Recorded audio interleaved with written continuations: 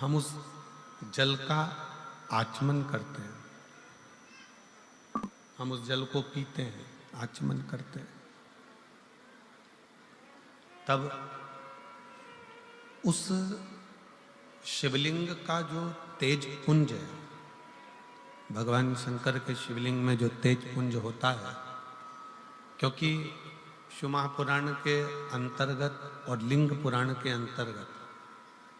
नर्मदा पुराण के अंतर्गत हमेशा कही गई है कि चाहे घर में जो शिवलिंग हो वो, चाहे तुम्हारे घर के पास में जो मंदिर हो उसमें जो शिवलिंग हो वो,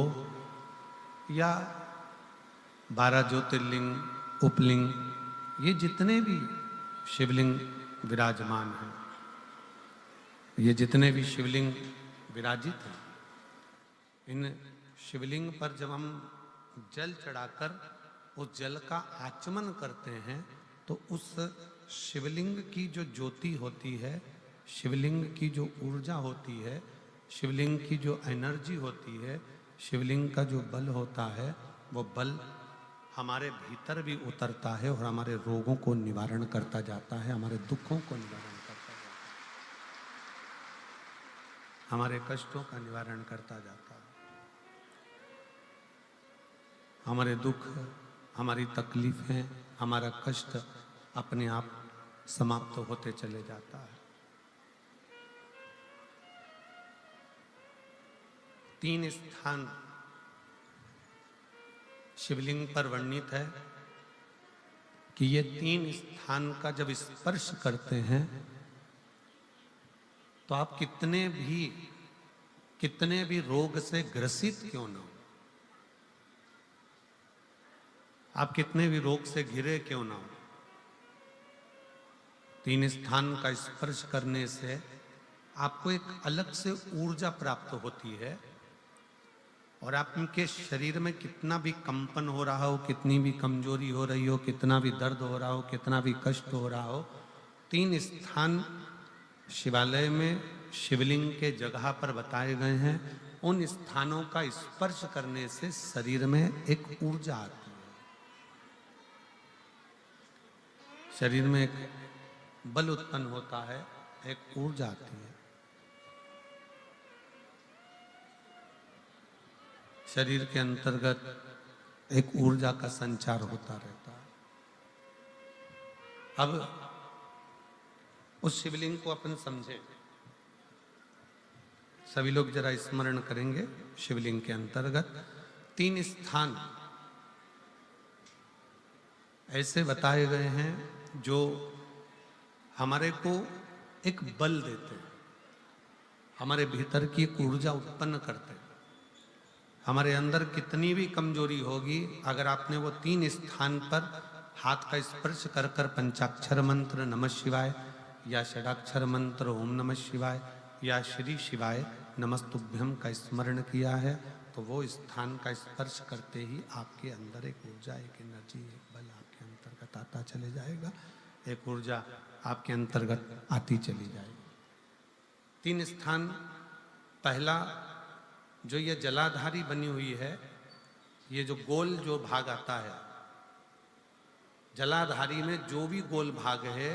वो गोल भाग का हाथ से स्पर्श करना, अर्थात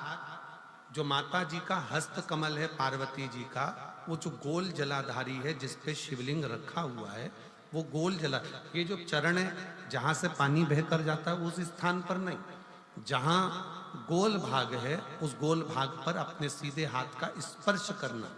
और श्री शिवाय नमस्तुभ्यम का जाप या पंचाक्षर मंत्र या षडाक्षर मंत्र ओम नमः शिवाय का जाप करना, पहला। दूसरा स्थान, जहां से पानी बहकर जा रहा है उस स्थान का पानी जहां से बहकर नीचे गिरता है वो भाग पर अपने हाथ का स्पर्श, जहां से पानी बहकर नीचे गिरता है, जो जल आप चढ़ाते हो वो जल बहकर जो नीचे की ओर जाता है उसका स्पर्श, और पंचाक्षर या षडाक्षर या श्री शिवाय नमस्तुभ्यम मंत्र का जाप। फिर तीसरा स्थान बताया कि शिवलिंग में किसी भी स्थान पर अपनी हथेली का स्पर्श, केवल हथेली का स्पर्श, उसमें उंगलियों का स्पर्श नहीं, केवल हथेली का स्पर्श। और पंचाक्षर या षडाक्षर या श्री शिवाय नमस्तुभ्यम मंत्र का जाप, ये 3 स्थान ऐसे बताए हैं कि आपके शरीर में अगर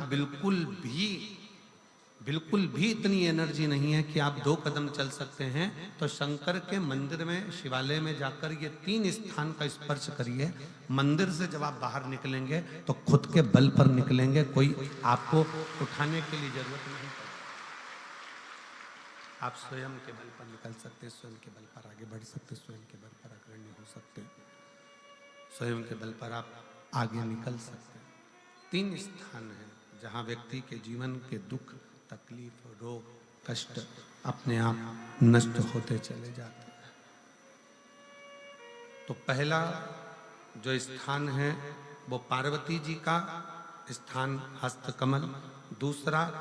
कार्तिकेय और गणेश के मध्य में जो अशोक सुंदरी है और कार्तिक गणेश बैठे वहां से जो पानी नीचे की ओर आता है वो स्थान, और तीसरा अपनी हथेली का, शिवलिंग का कोई भी स्थान जहां अपनी हथेली का स्पर्श हो जाए वो स्थान। ये 3 जगह हमें बल देती है, हमें ऊर्जा देती है, हमें एनर्जी देती है।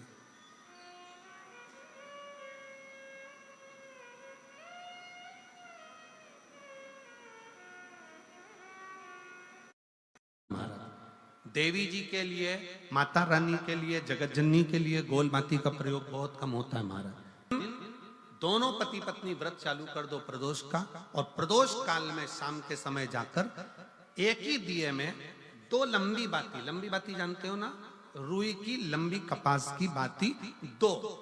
और दोनों बाती एक ही दिए में रखकर पति पत्नी दोनों उसको प्रज्वलित करना प्रारंभ करें। बाबा संतान देकर ही रहेगा, औलाद आएगी ही।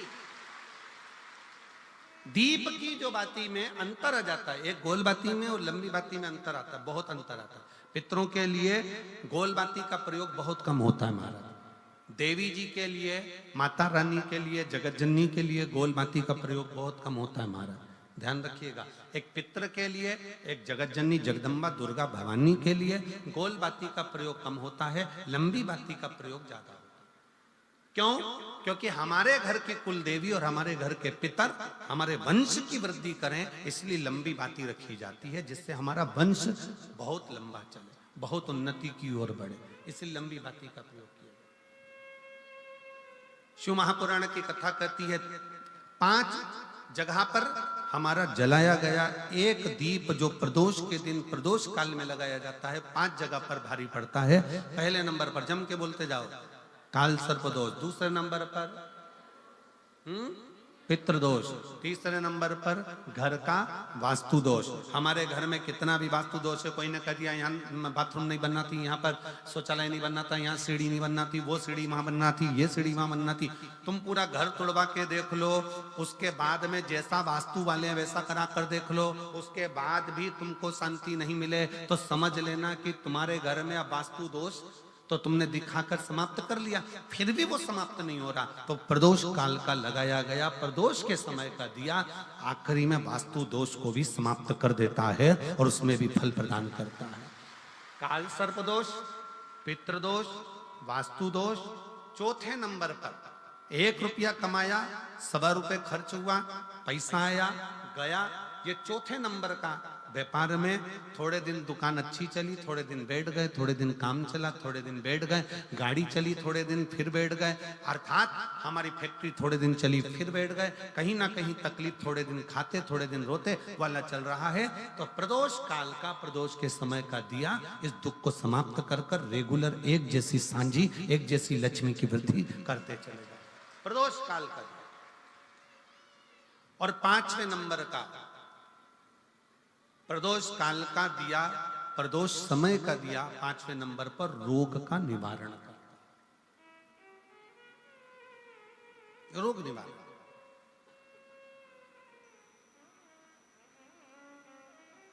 ये 5 स्थान जो बताए गए हैं प्रदोष काल के दिन, प्रदोष के दिन दीप प्रज्वलन के। और अब की बार की जो शिवरात्रि आ रही है, बाबा देव अधिदेव महादेव की बड़ी कृपा है उस पर।